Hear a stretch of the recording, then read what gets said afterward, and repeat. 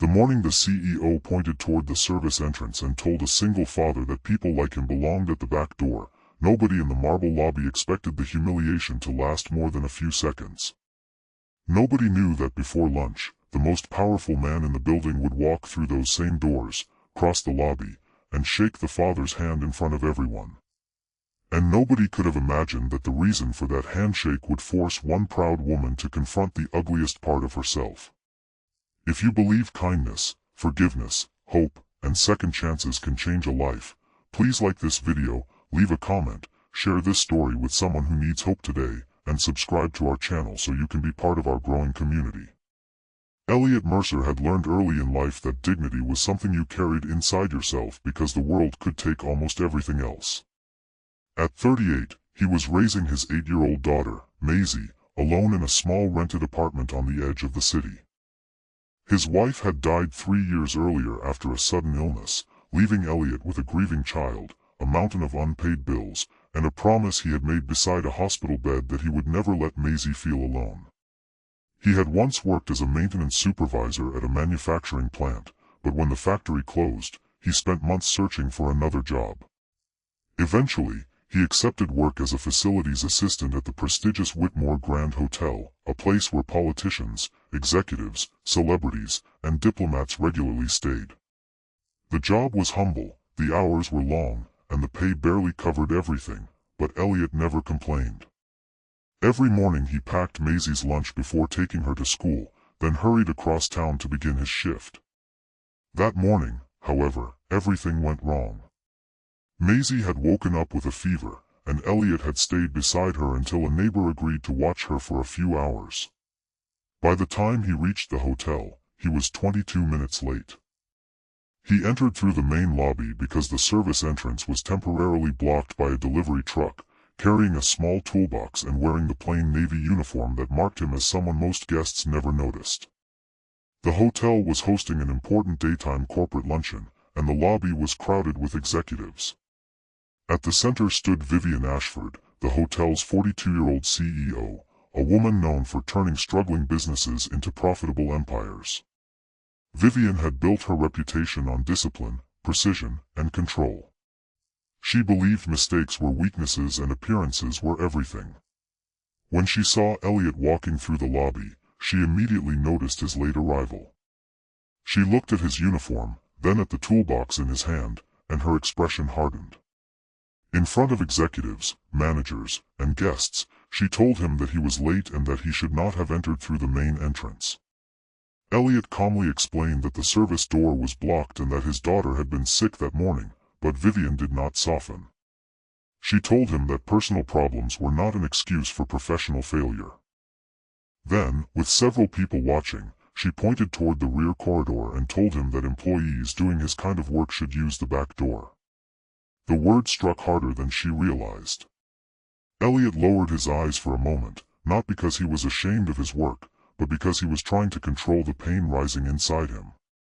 He had spent years teaching Maisie that honest work was honorable.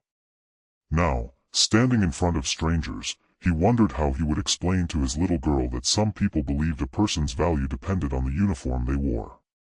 Still, Elliot did not argue. He quietly walked toward the service corridor, picked up a fallen box that one of the delivery workers had dropped, and carried it inside. A young receptionist named Clara Bellamy watched him disappear. She had noticed that Elliot always helped people even when nobody asked. He fixed broken doors, carried heavy luggage for elderly guests, repaired loose handrails, and once spent his lunch break calming a frightened child whose mother had lost sight of him in the lobby. Clara had often wondered why a man with such patience never seemed angry at the way people overlooked him. She did not know that Elliot had learned something from grief. Anger could consume the little energy you needed to give to the people you loved. But the morning had another surprise waiting. The Whitmore Grand was preparing for a private luncheon honoring President Theodore Caldwell, a respected former governor who had become one of the most influential public figures in the country. His arrival was expected before noon, and the entire hotel had been placed on high alert. Vivian had spent weeks preparing for the event. Every detail had to be perfect. Flowers were inspected, silverware was polished, security was checked, and every employee was reminded that the smallest mistake could embarrass the hotel. What nobody knew was that President Caldwell had requested something unusual. He had asked the hotel management to allow him to enter through the service area because he wanted to see the staff before attending the luncheon. He had spent decades believing that the people behind the scenes were often the ones who kept institutions alive. His security team had been instructed to keep the visit discreet until he reached the main reception area.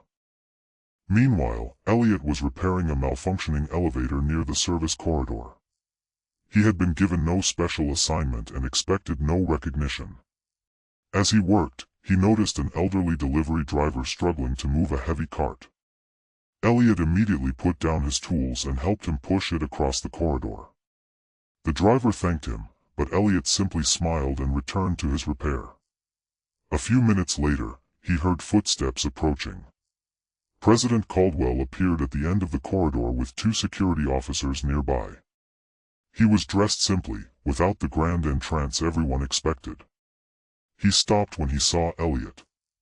For a moment, the older man stared at the toolbox, then at Elliot's face, as though trying to remember something. Suddenly his expression changed. He walked directly toward him. Elliot looked confused. He had never met the president before. He stepped back respectfully, but Caldwell extended his hand. Elliot hesitated before shaking it. The president recognized him. Years earlier, before his political career had reached its highest point, Caldwell had visited a community technical college where he was giving a speech about rebuilding local industries. A broken heating system had nearly canceled the event. A young maintenance worker had stayed for hours repairing the system so the students could attend. That worker had been Elliot. Caldwell remembered him because Elliot had refused to accept extra money, saying that the students had already sacrificed enough by showing up that day.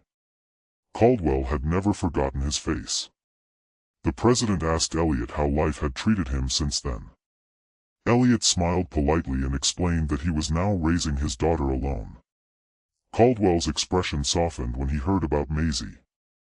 He asked whether she was doing well, and Elliot admitted that she had been sick that morning. He mentioned nothing about being humiliated by the CEO. He did not complain. He did not seek revenge.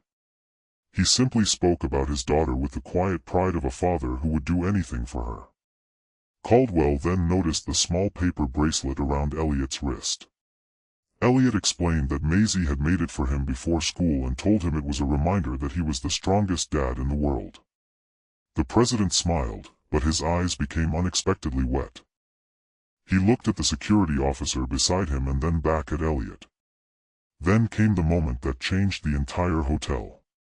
President Caldwell walked out of the service corridor with Elliot beside him. Staff members froze. Executives stopped talking. Clara stared in disbelief. Vivian turned toward the commotion and saw the president himself standing next to the man she had just ordered to use the back door. Caldwell reached for Elliot's hand again and shook it firmly in front of everyone. He thanked him for helping the community years ago, thanked him for the work he did at the hotel, and told the room that a person's importance was never determined by where they entered a building. The lobby became completely silent. Vivian's face lost its confidence. She suddenly understood what she had done. The same man she had dismissed as the help was standing beside the president because of years of quiet service and integrity. Yet the president did not humiliate her in return. Instead, he looked at her and reminded her that leadership was not about making people feel small. Leadership was about making people feel seen. Vivian tried to defend herself, explaining that Elliot had been late and that she had been protecting the hotel's standards. But her voice weakened when she realized that everyone was watching her differently now. Caldwell did not call her cruel. He did not demand her resignation. He simply asked whether she believed a person could make a mistake and still deserve the chance to become better. That question stayed with Vivian. After the president entered the luncheon, Vivian found Elliot alone near the service corridor. For the first time that morning, she looked at him without seeing a uniform. She saw a widowed father who had stayed awake caring for his sick daughter. She saw a man who had been insulted but had still helped a struggling delivery driver. She saw someone who could have embarrassed her in front of everyone but chose not to. Vivian apologized. Not the polished apology executives often give when cameras are nearby, but a quiet, uncomfortable apology that forced her to admit exactly what she had done. She told Elliot that she had treated him according to his position instead of his character. Elliot listened without interrupting. Then he told her that her words had hurt, but he understood that people sometimes make terrible mistakes when they are too focused on appearing powerful. He forgave her. Not because what she had done was acceptable, but because Elliot knew what carrying resentment could do to a person. He had spent years learning that forgiveness did not erase pain.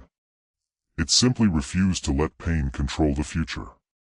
Vivian offered him his choice of positions within the hotel, including a supervisory role with better hours. Elliot thanked her but said he wanted to remain close to the work because he was good at it. Instead, he asked whether the hotel could create a program to help employees who were raising children alone. He suggested flexible scheduling, emergency childcare assistance, and a small education fund for employees' children. Vivian stared at him in disbelief. After everything that had happened, Elliot was thinking about other people. That afternoon, she approved the program. Months later, the service entrance at the Whitmore Grand was renovated, but something else changed too. A new plaque appeared inside the employee corridor honoring the people who worked behind the scenes. It did not carry the CEO's name. It carried the words, "Every door matters because every person matters." Elliot eventually became facilities manager. Clara became one of his closest friends at work. Maisie grew comfortable visiting the hotel after school, and everyone knew her as the little girl who wore the paper bracelets she made for her father. Vivian remained CEO, but she became a different kind of leader. She started eating lunch with employees instead of executives. She learned names she had once ignored. She began walking through the service corridors every morning, not because she wanted to monitor people, but because she wanted to understand them. One afternoon, President Caldwell returned to the hotel for another event. As he entered the lobby, he saw Elliot standing near the front doors with Maisie beside him. Caldwell smiled and walked directly toward them.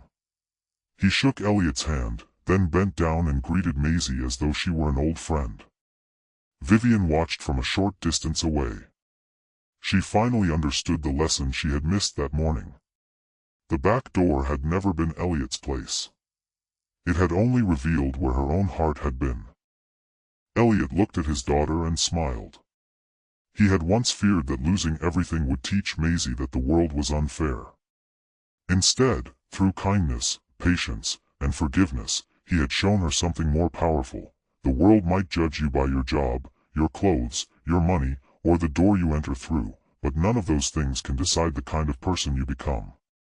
Before we close, leave a meaningful comment telling us what you would have done if you had been in Elliot's place, and share the lesson you took from his decision to forgive instead of seeking revenge. If this story touched your heart, please like this video, leave a meaningful comment, share it with someone who needs hope today, and subscribe to our channel so you never miss another emotional journey. Because sometimes the person standing quietly at the back of the room is carrying the biggest heart in the building, and sometimes the greatest act of leadership is simply having the courage to see the person everyone else overlooked.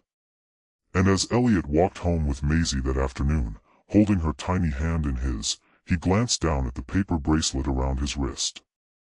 The words were written in uneven purple letters, "My dad is kind, and kind people are strong." He smiled because, after everything he had survived, he finally knew those words were true.